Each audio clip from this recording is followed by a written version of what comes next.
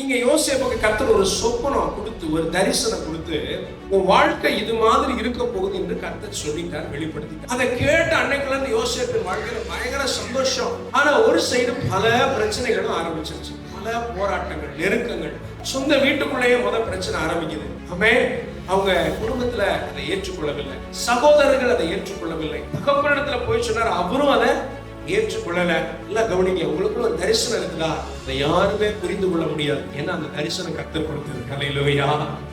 அந்த தரிசனத்துக்காக நீங்க ஓட ஆரம்பிக்கும் போது உலகம் உங்களை வித்தியாசமா பார்க்கும். அந்த விஷனுக்காக, கர்த்தர் கொடுத்த God given விஷனுக்காக நீங்க ஓட வேண்டும். அதுதான் மேலானவைகளை நாடுவது. தரிசனம் உங்களுக்கு இருந்தா சோதனைகள் வரும். ஏன்னா நீங்க எதுக்காக ஓடுறீங்க? You are a passionate man and woman. நீங்க பயங்கரமான தரிசன ஓரியன்டடான ஆளு, நீங்க கோல் ஓரியன்டடான ஆளு. நீங்க அதற்காகவே ஓடுவீங்க, அதற்காக படிப்பீங்க, அதற்காக கர்த்தரை தேடுவீங்க.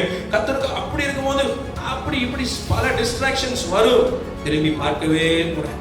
கல்லறைக்கு போகிற வரைக்கும் இந்த உலகத்துல கண்களின் இச்சை, மாம்சத்தின் இச்சை, ஜீவனத்தின் பெருமை நம்மை துரத்தி கொண்டே இருக்கும். அதை எதிர்த்து மேற்கொண்டா தரிசனம் பெறலாம். அதை திரும்பி பார்த்து அதுக்கு ரெஸ்பாண்ட் பண்ணோம்னா வசனம் சொல்லுது, வேசித்தனத்திற்கு விலகி ஓடுங்கள். உலகமும் 2:17 அதன் ஆசை இச்சைகளும் ஒளிந்து போகும். அது நிலைக்காது.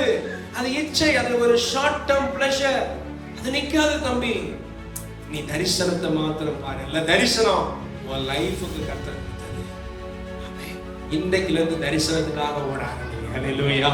இன்னைக்குல இருந்து ஆண்டவரே எனக்கு என்ன விஷன் பா. நான் எங்க அப்பா வயிற்றுல உருவாகிறதுக்கு முன்பதாகவே, பவுல் சொல்றார், உலக தோற்றத்துக்கு முன்பதாகவே என்னை குறித்து ஒரு பயங்கரமான கிளியர் ஸ்கெட்ச் போட்டு வச்சிருக்கிறார்.